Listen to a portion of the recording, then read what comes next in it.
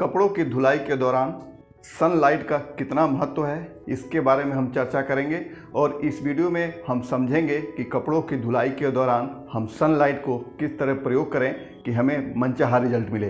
तो दोस्तों, मेरे चैनल पे आप सभी लोगों का स्वागत है। आइए वीडियो को शुरू करते हैं। दोस्तों, काफ़ी सब्सक्राइबर लोगों का और व्यूवर का फ़ोन आता है कि सर हमने ब्लीच यूज किया पान और गुटखा के दाग हटाने के लिए, या डिमिथाइल फॉर्मामाइड यूज किया एक कलर का दाग दूसरे कपड़े पे जब लगता है उसको हटाने के लिए, लेकिन वो पूरी तरीके से साफ़ नहीं होते हैं। इवन ब्लीच से वाइट कपड़ों पे हल्दी के दाग भी नहीं निकलते हैं। तो दोस्तों, इन तीनों विषयों को हम समझेंगे कि किस प्रकार से हम धूप का प्रयोग करें जिससे ये तीनों दाग आसानी से निकल जाएं। आइए शुरू करते हैं ब्लीचिंग पाउडर से या हाइपो से। दोस्तों, जब कभी भी आप ब्लीच करें और ब्लीच करने के बाद अगर आप उस स्टेन को 100% अगर नहीं निकाल पाते हैं, नहीं निकलता है, यानी कि जब आप ब्लीच कर रहे हैं और कपड़े निकाल के देख रहे हैं कि उसमें थोड़े बहुत दाग बचे हैं, तो आप चिंता ना करिए। ऐसा कोशिश करिए कि जो स्टेन एरिया है वो धूप के, यानी डायरेक्ट धूप उस पर पड़े, और जब वो कपड़ा सूख जाएगा आप देखेंगे जैसे कपड़े से पानी गायब हो गया उसी तरीके से वह स्टेन भी गायब हो जाएगा। इसका कारण ये है कि सूर्य की रोशनी में अल्ट्रावायलेट किरणें होती हैं और एक तरह से वो ब्लीच का काम करती हैं, और सनलाइट जो है, जो केमिकल हम यूज़ करते हैं, उसकी पोटेंसी को बढ़ा देता है। तो है ना कमाल की बात, आप ट्राई करिए, आपको रिजल्ट मिलेगा। आइए डिमिथाइल फॉर्मामाइड की बात करें, जिसको हम लोग अनुपम भी कहते हैं। यह सत्य बात है कि अनुपम 100% सारे कपड़ों से एक दूसरे कपड़े का दाग नहीं निकालता है, लेकिन सिंथेटिक पे या थोड़ा सा पॉलिस्टर हो या मिक्स कपड़े हो, उस पर बखूबी काम करता है।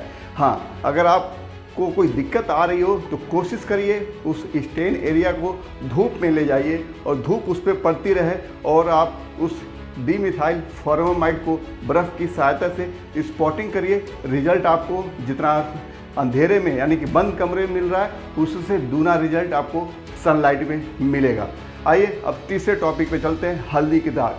अगर हल्दी के दाग ऐसे किसी भी कपड़े में रंगीन हो या वाइट हो, जो भी प्रोसेस आप कर रहे हैं उस स्टेन को निकालने के लिए, लेकिन अगर आपने वो प्रोसेस कर दिया है और लग रहा है कि 100% नहीं निकला है, 20% 30% स्टेन अभी बचा है, तो आप उसको सेम वही प्रक्रिया करिए जो आपने ब्लीच में किया है। यानी कि रंगीन कपड़े को ब्लीच नहीं करना है, जो भी आपने प्रक्रिया किया उसको करने के बाद से उसको सूर्य की सीधी रोशनी में आप उसको रखिए सूखने के लिए। आप देखेंगे कि जितना दाग आपको वहाँ पे दिख रहा था निकालते समय, सूखने के बाद 99% हो सकता है वो दाग निकल जाए, क्योंकि सूर्य की रोशनी में, जैसा कि मैंने पहले बताया, अल्ट्रावायलेट रेज होती हैं और वो ब्लीच का काम करती हैं। अब आइए अन्य कुछ बिंदुओं पे बात करते हैं। सूर्य की रोशनी में कपड़े सुखाते समय आपको ध्यान ये रखना है कि रंगीन कपड़े बहुत ज़्यादा देर तक धूप में न रहें। बहुत ज़्यादा धूप में रहने पे कपड़ों का कलर डाउन हो सकता है। वाइट कपड़े जब आप सुखा रहे हैं तो उसके लिए एक तरह से वरदान है, यानी कि जो भी प्रोसेस आपने अच्छे से कर लिया है, ब्लीच कर लिया है, न्यूट्रल कर लिया है, टिनोपाल लगाना हो, स्टार्च लगाना हो, सब लगाइए, लेकिन जब आप धूप में उसको सुखाएंगे तो उसका रिजल्ट अच्छा मिलेगा। एक्सपेरिमेंट के तौर पे 2 कपड़ा आप एक साथ धुलिए, एक को छाया में सुखाइए और एक के धूप में सुखाइए। देखेंगे दोनों में फ़र्क आपकी आंखों के सामने होगा। और धूप की रोशनी से ऐसे जो ओडर आते हैं, जो बरसात के मौसम में मानसून की वजह से जो महक आती है या एक स्मेल से आती है, वो धूप में सुखाएंगे तो दूर हो सकता है। या ये कहें कि अगर आप टम्बलर आपके पास है तो उससे बेहतर है कि आप धूप में सुखाइए।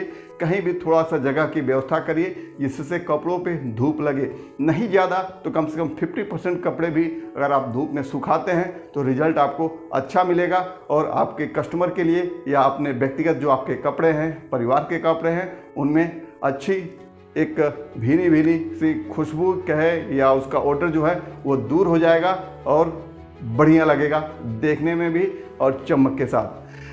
क्या एक सवाल आता है कि क्या हम धूप में कपड़े सुखाने से वो स्टेरलाइज होते हैं, यानी कि उसमें बैक्टीरिया या ऐसे कुछ जो फंगस होते हैं दूर होते हैं? एकदम ये सच बात है। जब भी आप कपड़े धूप में सुखाएंगे उसमें कुछ बैक्टीरिया होगा या कुछ इस तरह के जो कीटाणु होते हैं, वो धूप के संपर्क में आने से वो नष्ट हो जाते हैं, या ये कहें वो मर जाते हैं, तो अतिशयोक्ति नहीं होगी।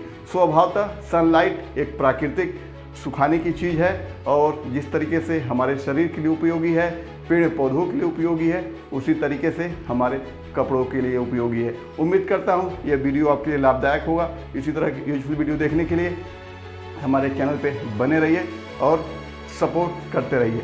आप इस वीडियो को पूरा देखें, अच्छे से देखा, इसके लिए बहुत बहुत धन्यवाद। मिलते हैं अगली वीडियो में। हाँ, कोई कमेंट हो, कोई सवाल हो तो बेझिझक पूछिए, मैं उसका रिप्लाई करूँगा। तो दोस्तों, आज की वीडियो में इतना ही। मिलते हैं अगली वीडियो में, तब तक के लिए नमस्कार।